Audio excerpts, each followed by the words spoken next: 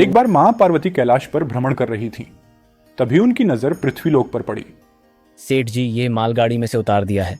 ये लो, तुम्हारी आज की कमाई के 200 रुपए। पूरा दिन मेहनत करके सिर्फ 200 रुपए ही कमाई हुई। अब इसमें से 50 रुपए दूध के, 50 रुपए सब्जी के और बाकी बचे 100 रुपए 3 दिन चलाने हैं। आह, ये हो गए पूरे 50,000 रुपए। इन्हें तिजोरी में रख देता हूँ। नहीं भैया, ये बहुत महंगी साड़ी है, कोई सस्ती सी दिखा दो। हाँ, ये 150 रुपये वाली ठीक है। भैया, ये तीनों साड़ियाँ पैक कर दो। ये लो 5,000 रुपये। मां पार्वती गरीब और अमीर दोनों को देख रही थीं। आखिर जिसे जो चाहिए उसे मिलता नहीं, और जिसके पास पहले से हो उसे और मिल जाता है। इस प्रश्न का उत्तर तो महादेव ही दे सकते हैं। धरती का ये नजारा देखकर मां पार्वती भगवान शंकर के पास जाती हैं। महादेव, मैंने देखा है कि धरती पर जो व्यक्ति पहले से ही गरीब और दुखी है, उसे और ज्यादा दुख मिलता है, और जो सुख में है, आप उसे दुख नहीं देते। ऐसा क्यों? भगवान, ये आपकी कौन सी लीला है? देवी पार्वती, इस बात का उत्तर जानने के लिए आपको हमारे साथ धरती पर चलकर वहां के प्राणियों का हाल चाल जानना होगा। वहीं इस प्रश्न का उत्तर आपको प्राप्त होगा। भगवान शिव के कहे अनुसार कुछ समय बाद मां पार्वती उनके साथ पृथ्वीलोक में प्राणियों का हालचाल जानने के लिए चल पड़ी। तभी रास्ते में उन्हें एक गरीब पति पत्नी जाते हुए दिखाई दिए। उर्मिला, कुछ समझ नहीं आ रहा, हमारी गरीबी के दिन कब दूर होंगे। वो चंदन ने फिर एक नई जमीन खरीद ली। सबका भाग्य एक जैसा नहीं होता है जी। उसके भाग्य में अमीर बनना लिखा है, हमारे में नहीं। भगवान की इच्छा होगी तो हम भी अमीर बन जाएंगे। पता नहीं कौन से पिछले जन्मों के कर्मों की सजा भुगतनी पड़ रही है। न जाने कौन से बुरे पाप किए थे। हे महादेव, आप इन दोनों पति पत्नी को कुछ ही पलों में अमीर बना सकते हैं। मेरे कहने पर आप इन्हें अमीर बना दीजिए। ये बेचारे कितने दुखी हैं।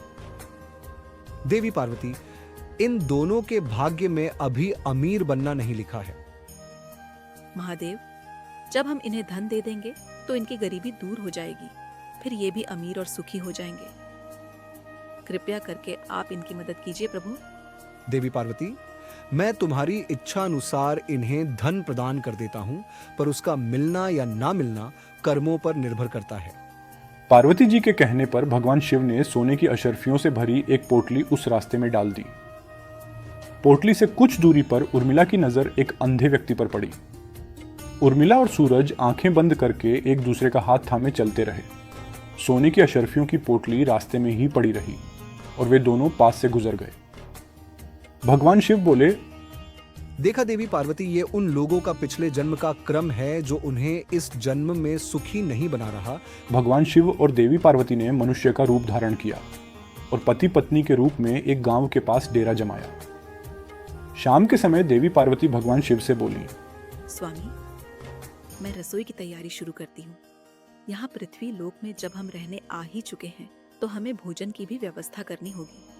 मैं चूल्हा बनाने की तैयारी करती हूँ। आप तब तक भोजन बनाने की सामग्री ले आइए। मां पार्वती चूल्हा बनाने के लिए। मुझे ईंटों की जरूरत है। यहाँ जर्जर और टूटा मकान दिखाई दे रहा है। इसकी ईंटें मेरे काम आ जाएंगी। देखिए स्वामी, मैंने चूल्हा तैयार कर लिया, पर आप खाली हाथ क्यों आए? क्योंकि जिस प्रश्न का उत्तर ढूंढने के लिए आप आई थीं, वो आपको स्वयं मिल गया है।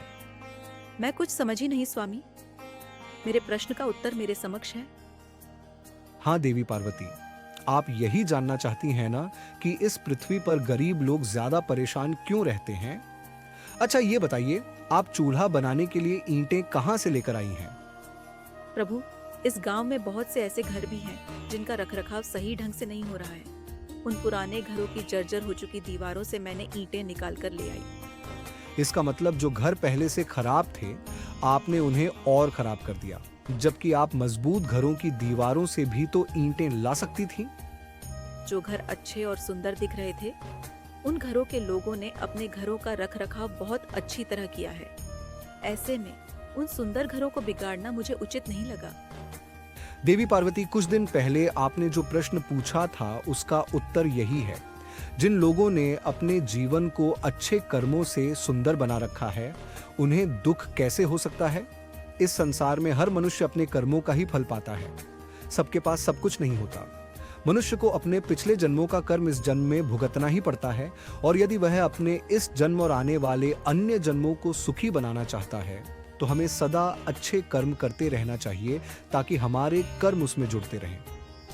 आपको ज्ञात है, वो मार्ग में एक नेत्रहीन व्यक्ति, हाँ स्वामी, मुझे ज्ञात है।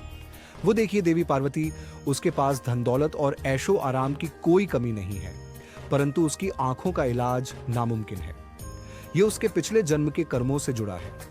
उसने पिछले जन्म में जानबूझकर किसी निर्दोष की आंखों की रोशनी छीन ली थी, इसलिए ये इस जन्म में नेत्रहीन हो गया।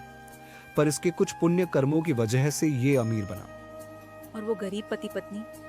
देवी, वे दोनों पिछले जन्म में एक कंजूस अमीर सेठ थे, जो कभी भी कोई दान पुण्य नहीं करते थे, इसलिए इस जन्म में उन्हें गरीबी और दुख मिला है। पर इनके अच्छे कर्म इनका आगे का जीवन सुखी बना सकते हैं। इस पृथ्वी पर कोई भी मनुष्य पूरी तरह से सुखी नहीं है देवी। हर मनुष्य के पास कोई न कोई दुख और समस्या है। स्वामी, मुझे उत्तर मिल गया है स्वामी।